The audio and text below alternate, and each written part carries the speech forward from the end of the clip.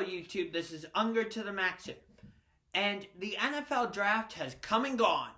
And there were definitely some surprises, from Jalen Hurts going to the Philadelphia Eagles. Jacob Eason going to the Colts, I think, was a little bit of a surprise, being that he didn't get drafted until I think it was the 4th round. Jake Fromm going to Buffalo made no sense because the Bills have a good young quarterback in Josh Allen, so I don't understand that one at all. But here's the move I really didn't understand. Why did the Green Bay Packers trade up to the number 26 pick to take Jordan Love, quarterback from Utah State? What? What? The Green Bay Packers were one game away from being in the Super Bowl.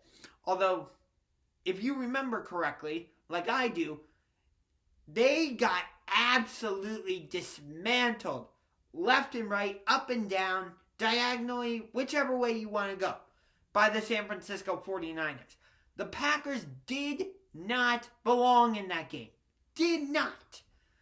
But the only reason the Packers even got to the NFC Championship was because the refs gave them a gift, being that the game was at Lambeau in their divisional game against Seattle, because that was not a first down. Seattle should have won that game.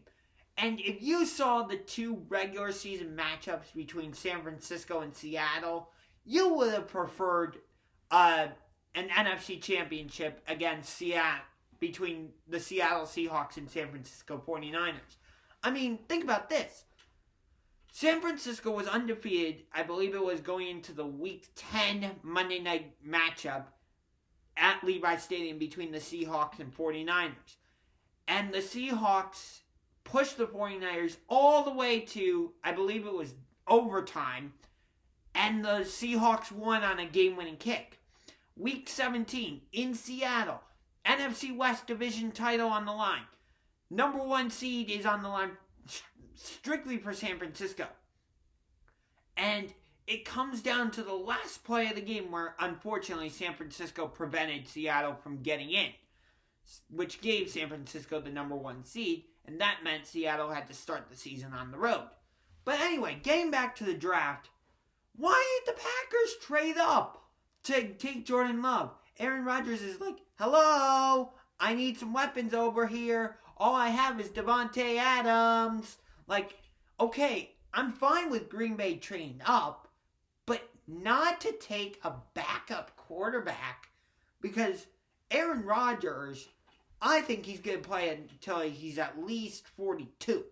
He wants another Super Bowl. He wants to be considered one of the all-time greats, along with Peyton Manning, Tom Brady, Drew Brees. Although in a way, he's past Drew Brees. No, actually, I would say Aaron Rodgers is tied with Drew Brees. No, I would actually say Drew Brees is ahead of Aaron Rodgers. Yeah, because like I've said in the past, contrary to most, I believe Drew Brees is the GOAT, not Tom Brady. But that's a different discussion for a different day.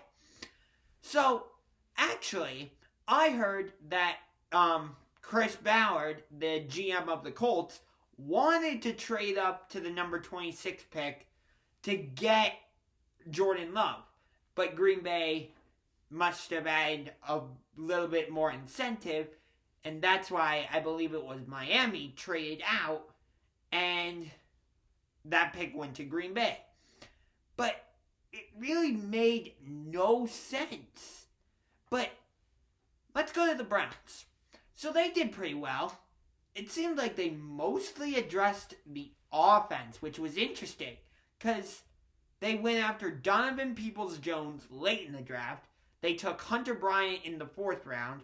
With the 10th overall pick, they took offensive tackle Jedrick Wills, which I think they should have taken Tristan Wirfs, the tackle out of Iowa, but that's neither here nor there. But I personally think Tristan Wirfs would have been the better option. But overall, I didn't love that the Browns focused mainly on offense in this draft. I mean, you've got Odell Beckham Jr., you've got Jarvis Landry, you've got Austin Hooper, you've got Kareem Hunt, Nick Chubb, Baker Mayfield. Although, not so sure about Baker Mayfield, if I'm being honest. But you got a good offense. Why didn't you focus more on the defense? Now, I get it. The defense did pretty well last season at times with Denzel Ward, Demarius Randall, Myles Garrett before he got suspended, Olivier Vernon. But you let Joe Schobert walk. He signed with Jacksonville. I believe Christian Kirksey is no longer there. And you lost other guys. So I just would have preferred the Browns to focus on the defense a little bit more and really replenish that. But the AFC North, like I said, is going to be interesting. In fact, I made a video just recently where I did a hot take that the AFC North will be the most interesting division in football. And in 2022, the AFC North will be playing the NFC South. Why do I say that? Because that means the Browns will be hosting the New Orleans Saints, they will be hosting the Tampa Bay Buccaneers, and they will be at the Atlanta Falcons and at the Carolina Panthers. But out of all those, the one I want to focus on is at Carolina.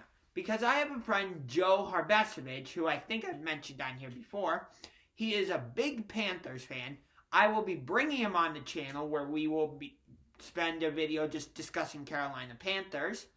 But hopefully in 2022, if all things work out, I will go down to Charlotte and attend Browns at Panthers from Bank of America Stadium. Of course, I would be wearing Cleveland Browns gear, while Joe would most likely be wearing Panthers stuff. So, hopefully, Panthers fans would treat me alright and not throw, like, nachos and beer and all that type of stuff on me. So, that's going to do it for this video. Hope you enjoyed it. If you did, punch that like button like a UFC fighter and punch that subscribe button. Until next time, this is Unger to the Max, signing off.